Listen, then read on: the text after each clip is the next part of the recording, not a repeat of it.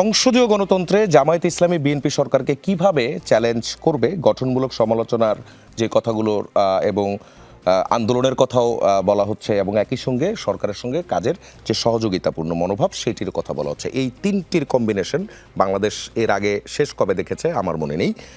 এই কম্বিনেশনে কেমন হতে যাচ্ছে এবারের সংসদ? জি, আপনাকে ধন্যবাদ। আমরা অনেক দিন পরে একটা গণতান্ত্রিক প্রক্রিয়ায় ফিরতে পারছি।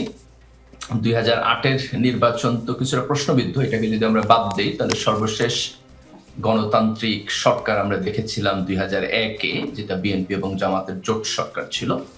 তারপর একটা লম্বা সময়ের পরে আমরা মাঝখানে সেনা সমর্থিত সরকার দেখছি। আওয়ামী লীগ একটা লম্বা সময় ফ্যাসিবাদী সরকার ব্যবস্থার মধ্যে দিয়ে গেছে, এবং then after a long time আমরা আজকে গণতান্ত্রিক প্রক্রিয়ায় ফেরত আসছি। এবং এই পার্লামেন্টে যদিও বিএনপি ২/৩ সংখ্যাগরিষ্ঠতা পেয়েছে, যেটাকে আমরা মানে অ্যাবসলিউট মেজরিটি বলি, যাতে সংবিধান সংশোধন তারা নিজেরা করতে পারে এরকম, কিন্তু তারপরও আমরা বলবো যে বিরোধী দল এখানে যথেষ্ট শক্তিশালী। আমরা ভোটের পার্সেন্টেজে বিরোধী দল প্রায় ৩৮% ভোট পেয়েছে। এনসিপি এবং জামাতের যে জোট, তাদের জুলাইয়ের একটা ম্যান্ডেট আছে, নতুন গণতান্ত্রিক পরিবেশের একটা ম্যান্ডেট আছে। তো সেই জায়গা থেকে আমরা যদি সরকার এবং বিরোধী দল এই দুই পক্ষকে কিছুটা দায়িত্বশীলতা নিয়ে সামনের দিকে যেতে দেখি, তাহলে আমরা একটা অসাধারণ সংসদ এবং গণতান্ত্রিক পরিবেশ পেতে যাচ্ছি। এটার কিছু সিগন্যাল আমরা পেয়েছি, আবার কিছু কিছু জায়গায় আমাদের প্রশ্নও আছে। যেমন ধরেন, আমরা দেখেছি যে তারেক রহমান নির্বাচনে জয়লাভের পরে বিরোধী দলীয় নেতা ডক্টর শফিকুর রহমান এবং নাহিদ ইসলামের সাথে দেখা করেছেন। এটা অত্যন্ত ভালো সিগন্যাল ছিল রাজনৈতিক সহিষ্ণুতা এবং পারস্পরিক আলাপ আলোচনার জায়গা থেকে। ঠিক একইভাবে আমরা বিরোধী দলের দিক থেকে দেখেছি যে তারা গঠনমূলক সমালোচনা সরকারের করবেন, অযথা আন্দোলনের দিকে যাবেন না, বিভিন্ন ষড়যন্ত্র তত্ত্বকে হারবার করবেন না, এরকম একটা অ্যাটিটিউডও আমরা তাদের কাছ থেকে দেখেছি। তো এটি আমাদের জন্য অত্যন্ত আশা জাগানিয়া।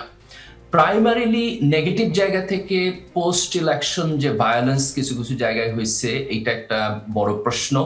যদি প্রধানমন্ত্রী এবং সরকার এই ব্যাপারে উদ্যোগী হন এবং অতি দ্রুত আমরা এখান থেকে একটা নরমাল জায়গায় ফেরত আসতে পারি, এবং কোনো ধরনের সন্ত্রাসী কার্যক্রম যদি সরকারের দিক থেকে আপনার এন্টারটেইন না করা হয়, তাহলে এটা রাজনৈতিক সংস্কৃতিতে একটা বড় ভূমিকা পালন করবে।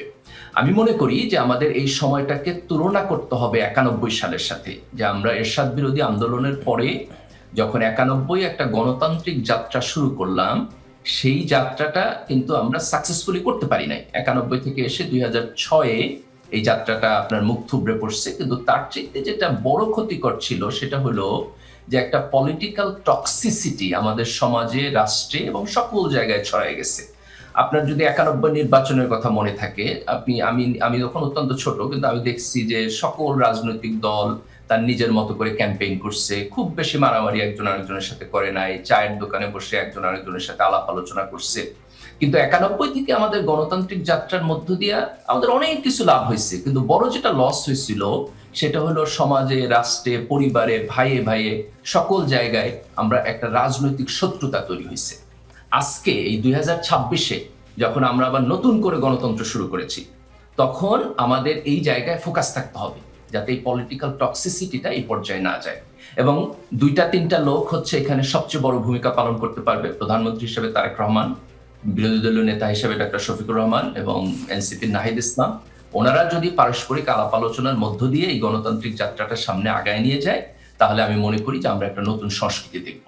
আমরা সরকারের দিক থেকে চাইবো যে তারা বিরোধী দলের সাথে সকল সময় আলাপ আলোচনা করবে, আর বিরোধী দলের দিক থেকে চাইবো যে তারা অযথা আপনার আন্দোলন করা, হরতাল করা, সরকারকে চাপে রাখা, এগুলো না করে তারা সংসদে গঠনমূলক সমালোচনা করবে, নীতির জায়গায় আলাপ আলোচনা করবে। আর আরেকটা পয়েন্ট খুব বড়, যেটা নিয়ে আমাদের আলাপ আলোচনা করতে হবে, সেটা হচ্ছে জুলাই সনদের ব্যাপারে বিএনপির যে দৃষ্টিভঙ্গি, এটাকে আমাদের কাছে প্রচন্ড প্রশ্নবিদ্ধ বলে মনে হচ্ছে। তারা সংবিধান সংস্কার কমিশন হিসাবে সদস্য হিসাবে শপথ নেন নাই, শুধু সংসদ সদস্য হিসেবে নিচ্ছেন। আমি মনে করি যে জুলাই সনদের প্রশ্নে বিএনপির আলাপ আলোচনা করা দরকার বিরোধী দলের সাথে।